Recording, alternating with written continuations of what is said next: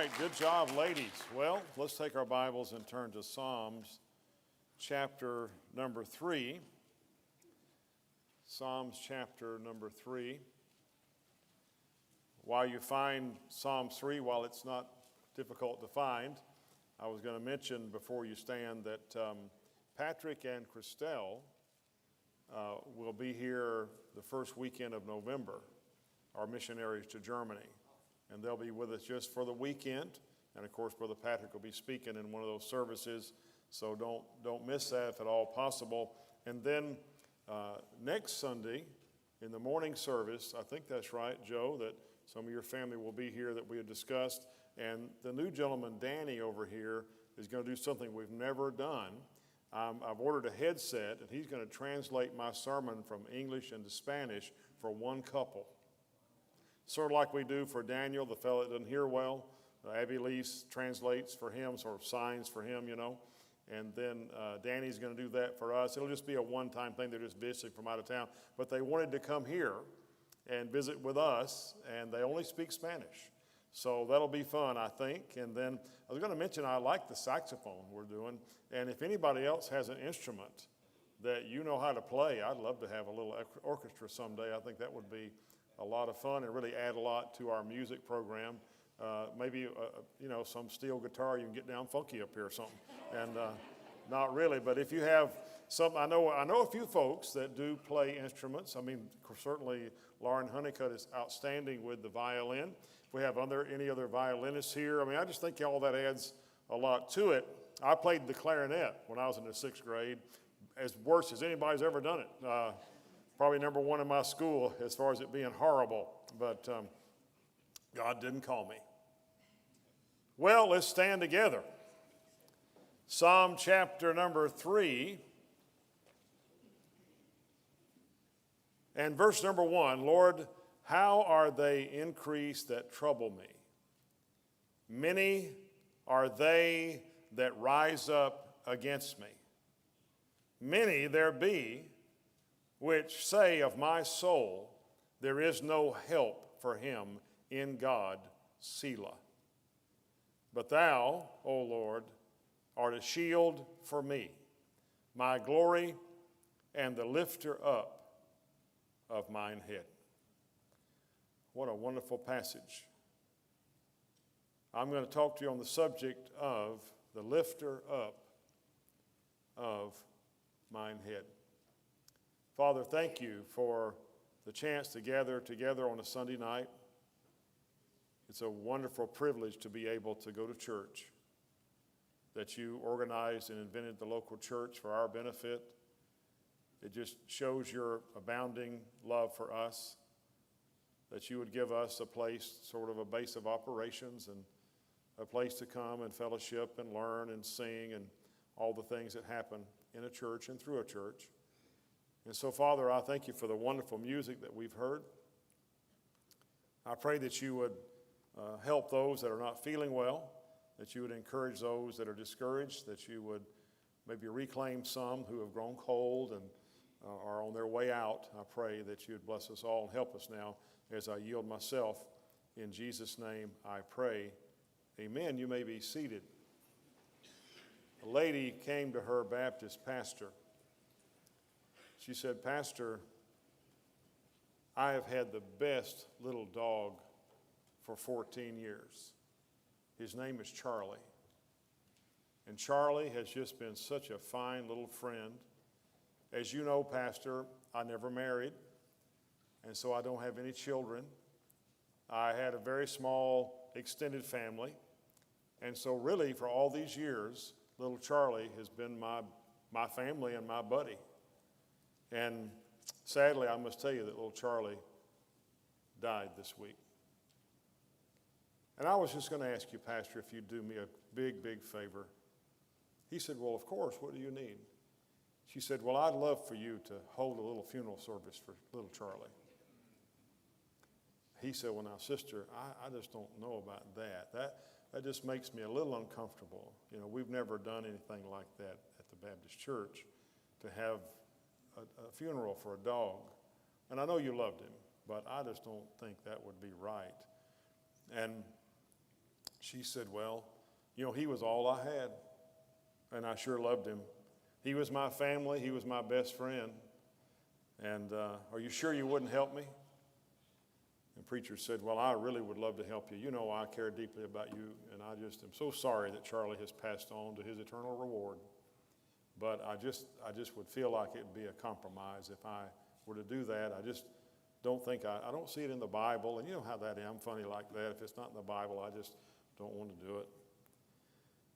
And so the truth is, he was a little bit offended by the question, In his heart, he said, certainly not. But out loud, he was sweet and kind. But he said no. And she said, well, maybe the Methodist church down the street would do it for me. I've never been there, but I can go and ask them, and maybe they would do it. And he said, yeah, maybe so. And she said, the thing is, I loved him so much. He was my constant companion. And so this is going to sound silly, Pastor, but I actually took out a life insurance policy on little Charlie, $25,000. And part of that policy set aside some money for the funeral services. And part of the funeral service money set aside $2,500 for the clergyman that performed the service. And the pastor said, well, you didn't tell me he was a Baptist dog.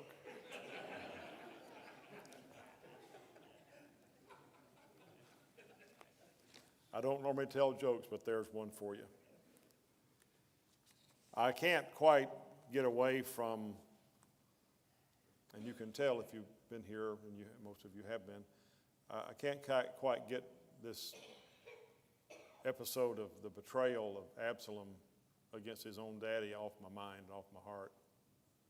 I have read in several, that account is referenced here and there throughout the Bible, and it's just, every time I read a spot that refers to it, it just seems like everything I've read lately has just guided me back to that episode, and it just makes me feel for David, because nothing more difficult for a family member than have a child turn against them. I've seen that happen a few times through the years, where a son or a daughter will turn against their own parents, and it's a heavy, heavy burden for mom and dad. Can you imagine how David felt when the little boy that he had held in his arms now not only was trying to lead an army of rebels to dethrone him, but also was wanting his dad dead. And that's pretty tough.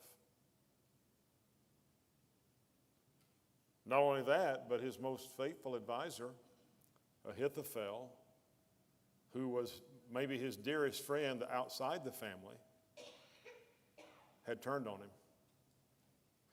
And it is said of Ahithophel that his counsel was just like you're hearing from God himself.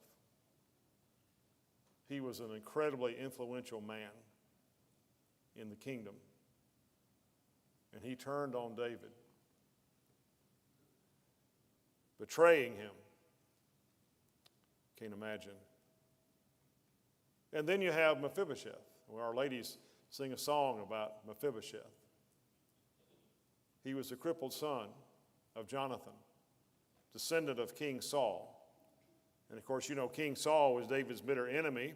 Jonathan was his dear friend. They were like brothers.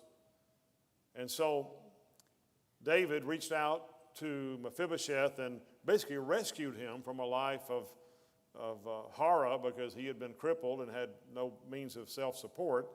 And so David cared for him for some years. And now when Absalom turned against David, Mephibosheth, instead of coming with David, remained back in Jerusalem.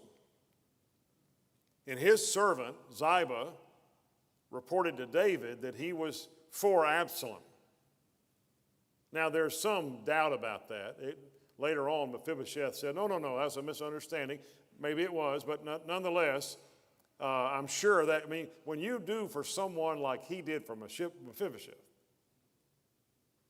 he basically kept the guy up. And when you have any doubt that he would turn against you, that's just tough to think about.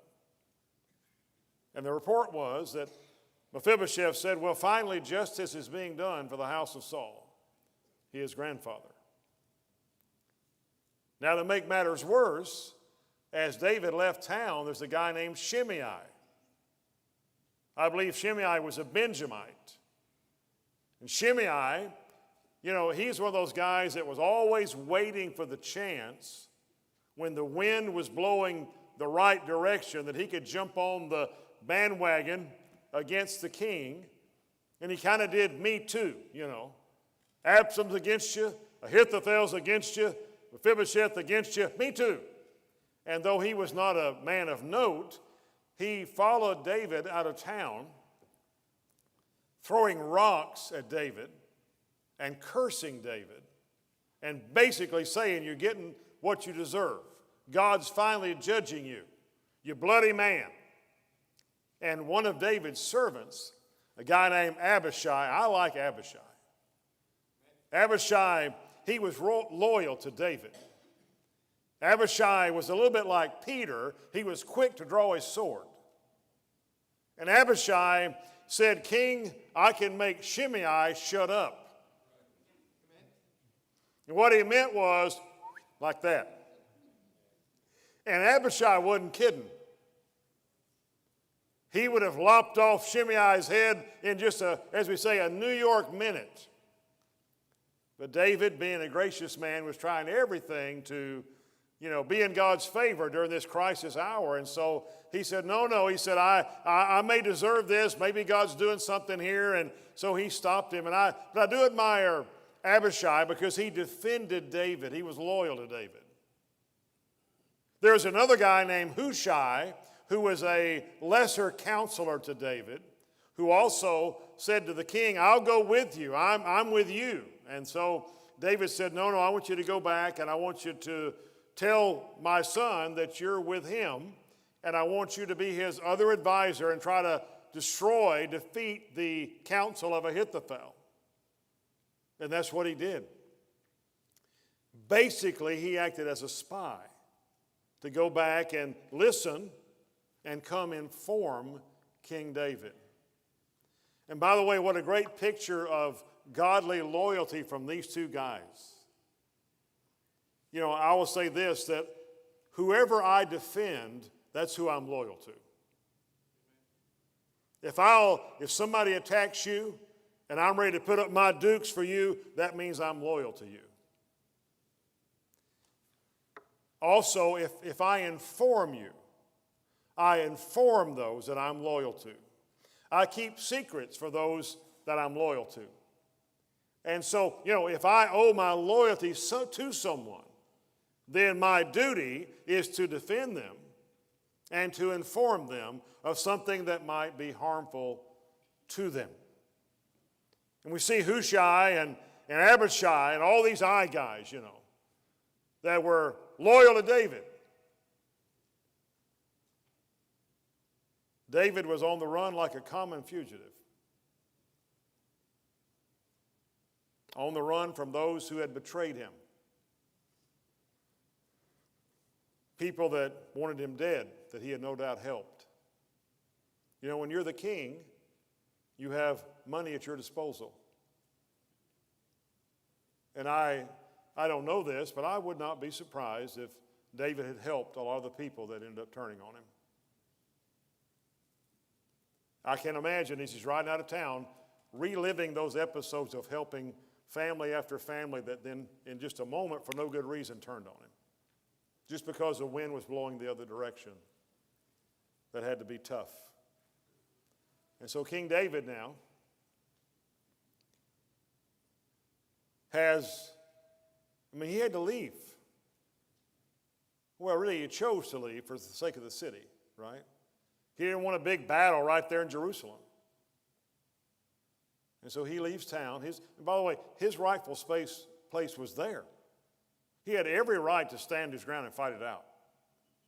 But he chose to leave to protect the city. So here he is now, leaving town with his head down.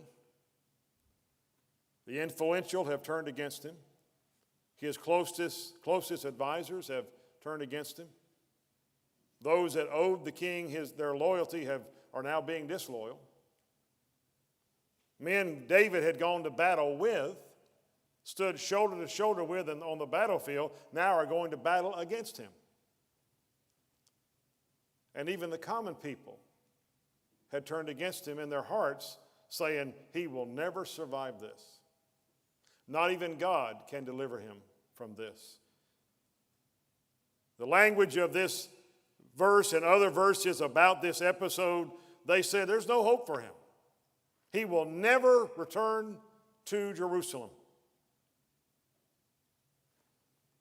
And so he leaves town with his head hanging low and his heart broken. But as he experienced the bitterness of betrayal and the depths of desperation and the heaviness of hopelessness, David does something amazing. He lifts his heart, he lifts his voice to his God, not in bitterness, not in anger, not in why'd you let this happen to me, but he lifted his heart and he said, Lord, they tell me that my time is past. They tell me I'm as good as dead. They tell me I'm not ever going to come back and sit on my throne again. It's just a matter of time before I'm in the grave. That I'll never reign again as king. That I am without hope, without a future, friendless and defenseless, and that not even you can help me. And David looks up to God in prayer and says three things. Look with me, if you will, at verse 3 again. He says, but thou, O Lord, before I read this, remind you, in spite of everything that's going on, I mean, everybody's against David. Everybody said, he'll never make it. He will not survive this. But he says, but thou, O Lord, art a shield for me. He said, I'm not going to defend myself. You're my defense. I'm not going to put up my shield and fight. You're going to fight my battle for me. And he says then, you're my glory. In other words, Lord, you're the most important thing in my life. You're my treasure. Oh, I like the throne. I like being king. I like all the perks of the job, but the truth is, you're my treasure. If I have to choose between you and everything else I got, God, I'll take you. And just to be able to be somewhere alone with my God means everything to me. And then he says this. Thou art the lifter up of mine head. You know what that little phrase means? It means, God, you're the one that encourages me. You're the one that's for me when everybody else is against me. You're the one that tells me it's going to be okay when everybody else tells me I'm a goner. You're the lifter up of my head. What you do is my head is like this. And you lift your hand of love up under my chin, and you lift up my head like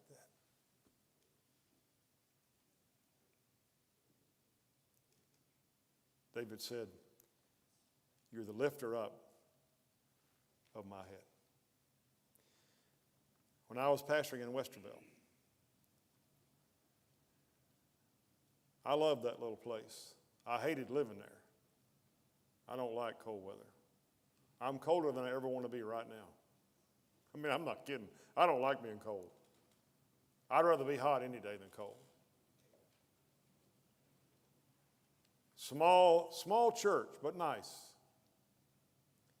We started with 9 people. We had a high day of 259 people in 4.5 years.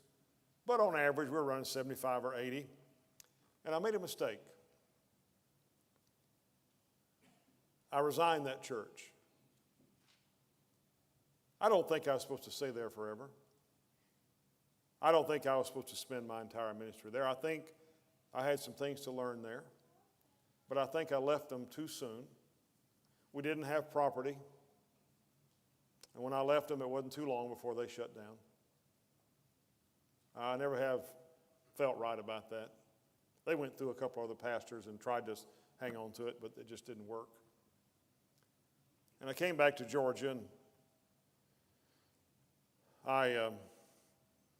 we had a home there. We had started out renting from the Methodist Church and lived there a little while. I was working full-time and pastoring part-time, you say. Really no money.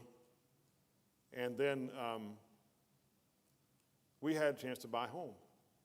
So we bought a home. And we paid on that home a while, however long it was, 2 or 3 years. And we sold it. We had a nice bit of equity that we had brought from that home.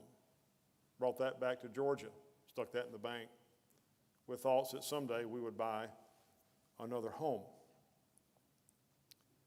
But when things didn't work out where I came to back in Georgia, and we had to leave there rather suddenly, and I was working part-time painting houses with a friend of mine. I was getting about 15, 20 hours a week. And so that, I think we had $30,000, $40,000 in the bank when I left the church down there. And that was all equity from my home in Ohio. And we began to burn that, just to live, just to buy groceries and chewing tobacco.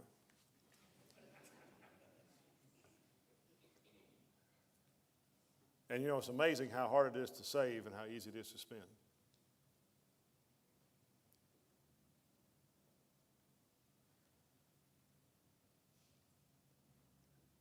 When I would not have anything to do, my painter buddy would tell me, I don't have any work this week. And I would go to the George Pierce Park in Suwanee. And they have wonderful trails in that park.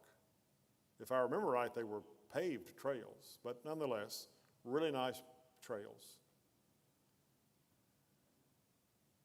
And I would walk those trails, and I would pray. And I'd go back to my car and I'd read a while. And I'd go back out to the woods and walk and pray a while. It was amazing how nobody was there much. And I would spend literally many hours praying and walking and praying.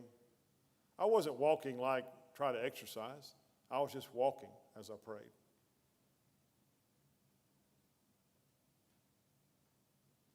I spent countless hours reading my Bible.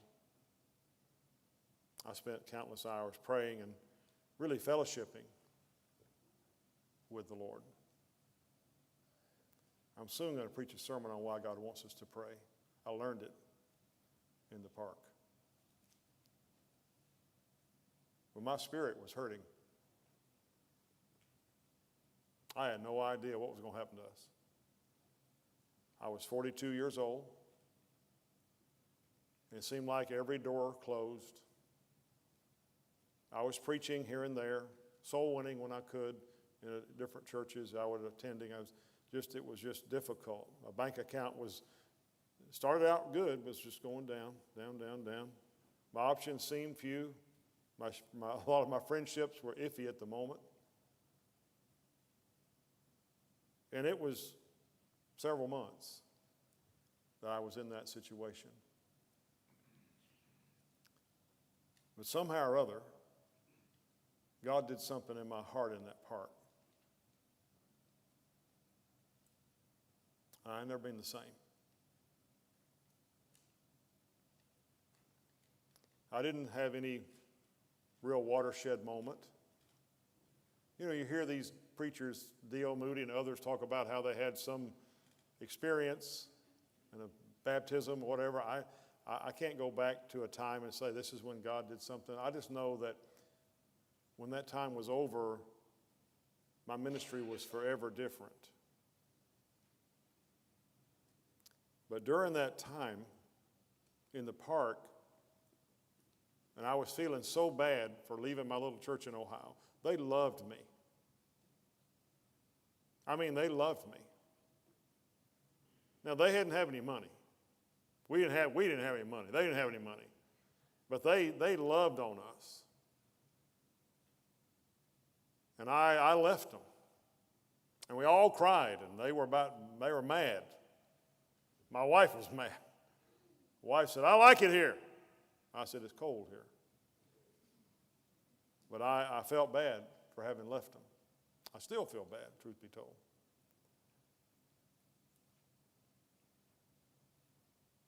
And I didn't know if I'd ever have another chance to be a pastor again.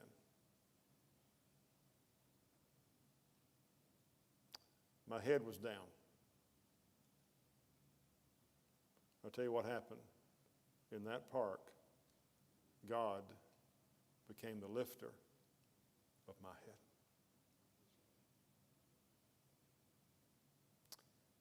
And I would walk in the park, and I don't know the words of the songs. I wish I could remember all the words. I'm the kind of guy that's been singing them 50 years and still can't remember the words to them. I have to look at the book, to everything but amazing grace and glory to his name. But I would start singing in the woods. And I'd sing like, from sinking sand he lifted me. With tender hand he lifted me. From shades of night, from plains to plains of light. Oh, praise his name. He lifted me. Or I would sing, everything's all right in my Father's house.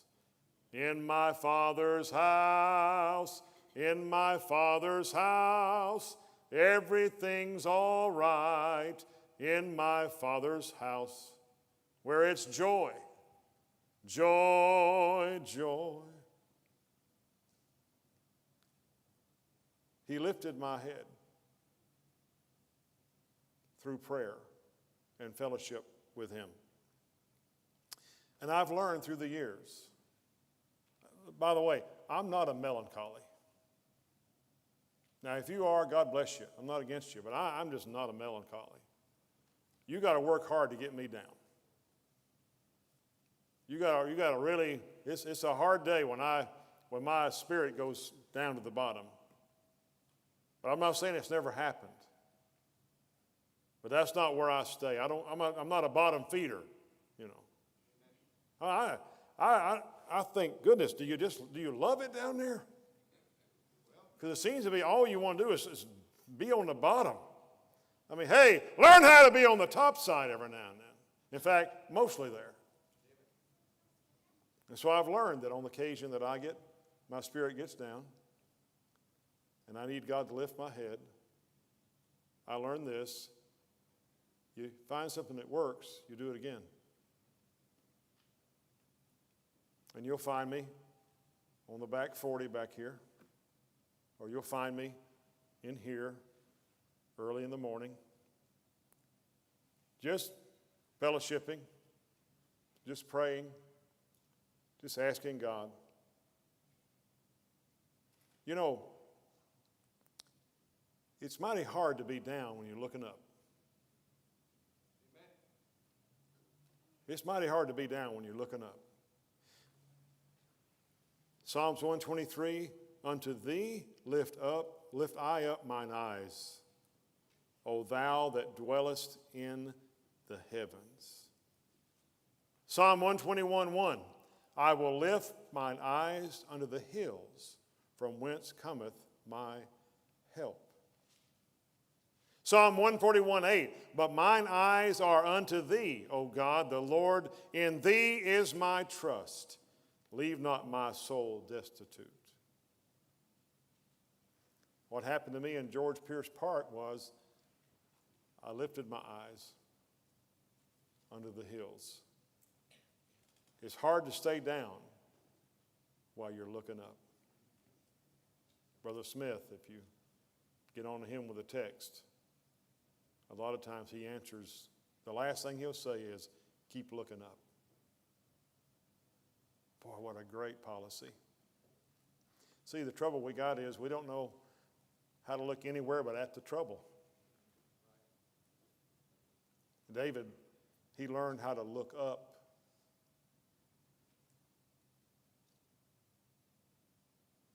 I wish you could learn how to look up, some of you.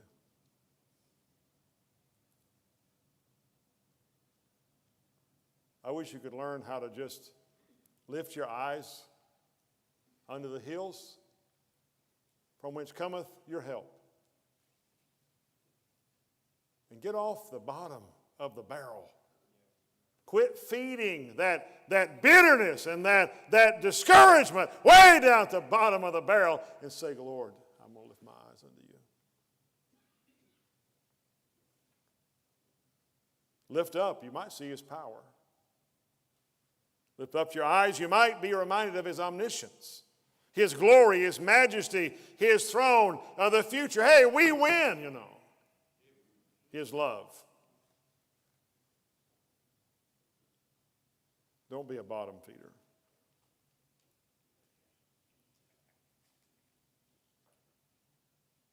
It's hard to be down when you're looking to him because he's up.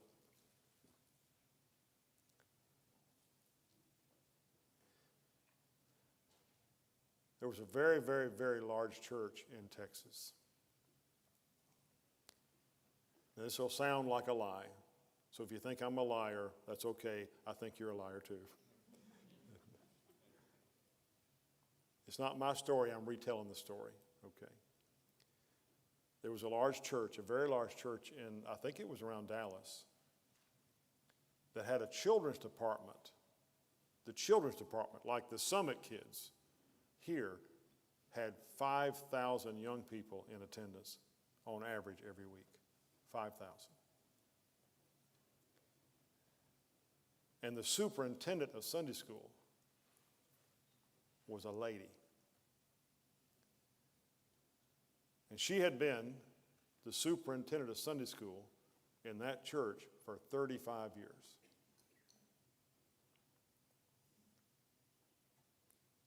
Before that, she had been a faithful member of another church in the area. In fact, she was the church pianist. But she came down ill with polio. And after a while, her pastor came to their home and visited them, her and her 2 children, and said, Sister, the church has been talking about your situation, and we just feel like you shouldn't come back to the church. It'll just put too many other people at risk to catch your polio. And she's such a sweet lady. She said, well, all right, if that's best. And she said, Pastor, would you pray a prayer for me? And he said, well, yes, ma'am. She said, would you pray that God would give me something to do for him? And here's what he said to her. God's done with you. You have polio. You will never be able to serve God ever again in your shape. Her son, who was young, is the one I heard tell the story. He said, I've never wanted to hit a pastor so bad in all my life, but I didn't do it. That pastor left. They were obviously brokenhearted, troubled. You just name it, they felt it.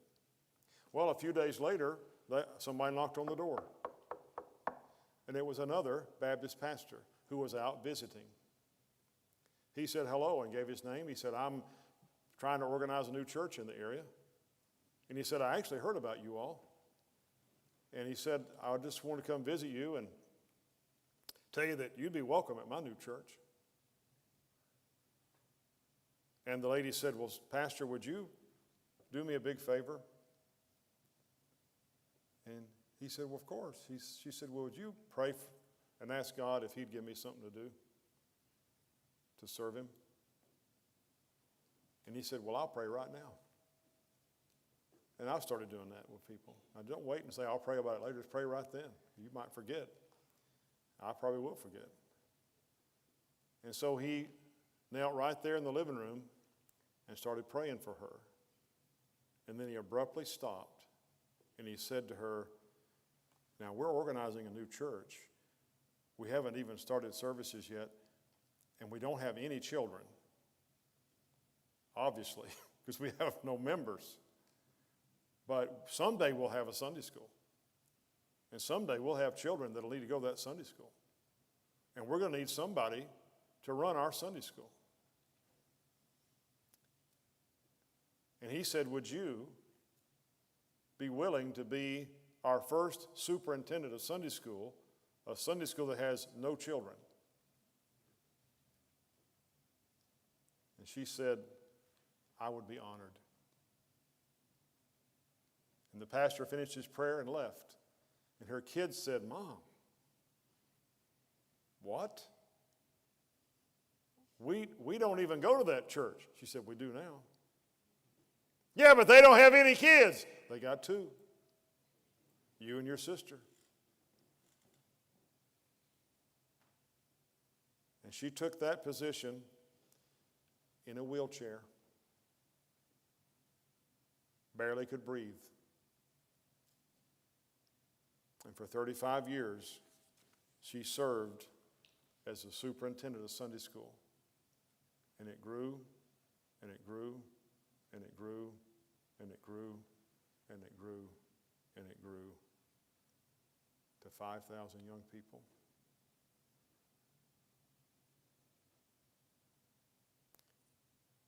And when she heard from that pastor, I got something you can do. She told her son, he lifted my head. God has lifted my head. I thought I'd never be able to serve again. The other preacher told me it was over. By the way, God can lift your head with purpose. Oh, that we would understand how important our purpose is. You know who the son was? The son went on to become a very well-known attorney. His name is David Gibbs. And that was his mama. And he has crossed the land defending churches, many of which were like our church, from wicked attacks, and protected many, many churches and some pastors from destruction.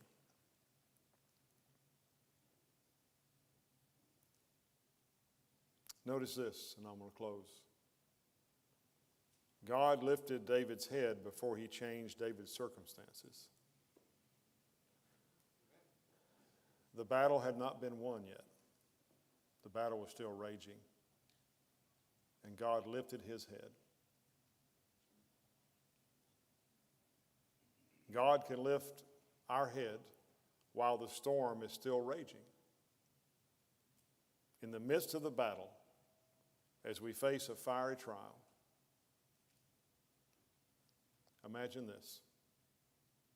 This will be the last thing I say. We visualize these biblical men and women probably in a way that is, we don't know what they were really like. We visualize these people as being obviously somebody, and probably if King David walked in here, we wouldn't know him from, that he was some king. I mean, certainly when he was young, he didn't look like a king, right? His brother Eliab did, but David didn't look like a king. He looked like a shepherd boy because that's what he was. But there was a king inside of him. Eliab looked like a king on the outside, but he wasn't a king on the inside. Imagine this broken-hearted daddy, a broken-hearted king, forsaken by his own son, abandoned by his closest advisor, considered hopeless by his people, sits alone in the darkness, wondering if he will survive. The odds are stacked against him. The powerful are against him. The people are against him.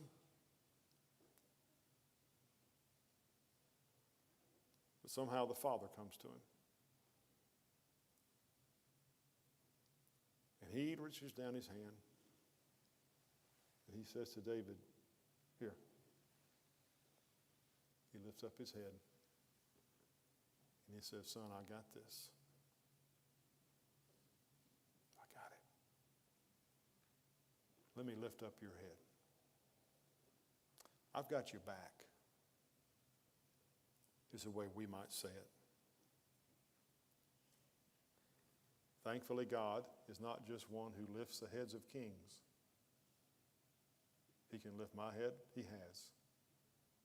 He can lift your head as well. He is a lifter up of mine head.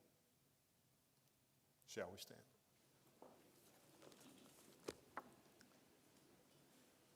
Ms. Puglisi or someone will come to the piano. And when she begins to play, I'm just going to say, if you want to come and talk to God about something, you say, Lord, I need you to lift my head. I want you to come and talk to him during this brief moment of invitation, and we'll be gone here shortly. She'll play. You slip out and find a place if you need to come.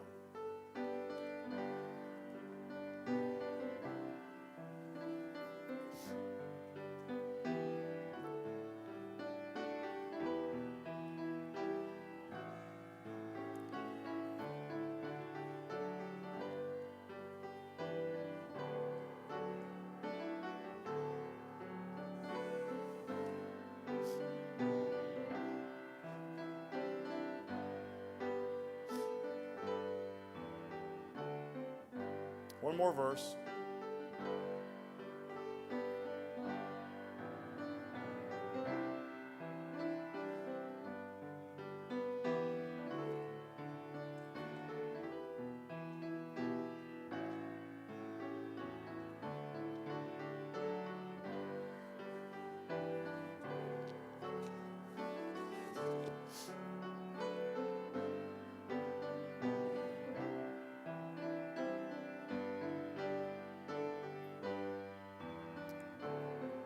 All right, let's pray together, and Lord willing, we'll see some of you Wednesday.